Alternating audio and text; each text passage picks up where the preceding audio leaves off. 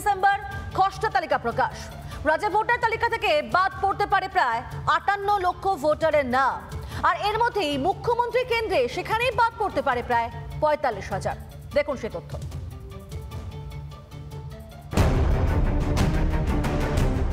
রাজ্যে ভোটার তালিকায় ভুরি ভুরি গরমিল, ভুয়ো এবং ভুতুড়ে ভোটারের ছড়াছড়ি। আগামী মঙ্গলবার খসড়া ভোটার তালিকা প্রকাশ করবে নির্বাচন কমিশন। আর তার আগে সামনে চলে এলো কত ভোটারের নাম বাদ যেতে পারে তারই তথ্য।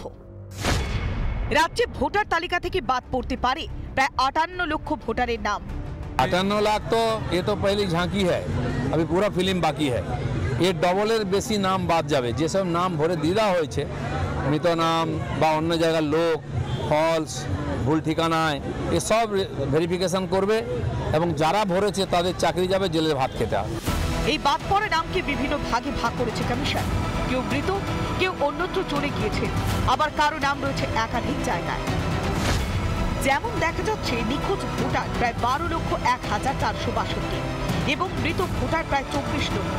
জেলাগতভাবে সব থেকে বেশি নাম বাদ পড়ার সম্ভাবনা দক্ষিণ ২৪ পরগনা। এখানেই শেষ নয়, চমকে দেওয়ার মতো তথ্য আরও আছে। মুখ্যমন্ত্রীর কেন্দ্র ভবানীপুরে নাম বাদ পড়তে পারে প্রায় ৪৫,০০০। ভবানীপুরের থেকেও বেশি নাম বাদ পড়ার সম্ভাবনা রাজ্যের গুরুত্বপূর্ণ মন্ত্রী তথা কলকাতার মেয়র বিরাট হাকিমের বিধানসভা কেন্দ্র কলকাতা বন্দরে। সেখানে বাদ পড়তে পারে প্রায় ৬৪,০০০ নাম। লক্ষ্য করে দেখেন, সব একের পর এক জালি ভোটারদের ওপর ভিত্তি করে এরা নির্বাচনে জিততো। এদের কারোর ক্ষমতা নেই। এই কারণে তো এসআইআর করতে দেবে না বলে তৃণমূল লাফাচ্ছিল। এই যে চিৎকার, চেঁচামেচি, মাথা ব্যথা তৃণমূলের, এই একটাই কারণে। ভবানীপুরে ৪৫,০০০, কলকাতা বন্দরে ৬৪,০০০।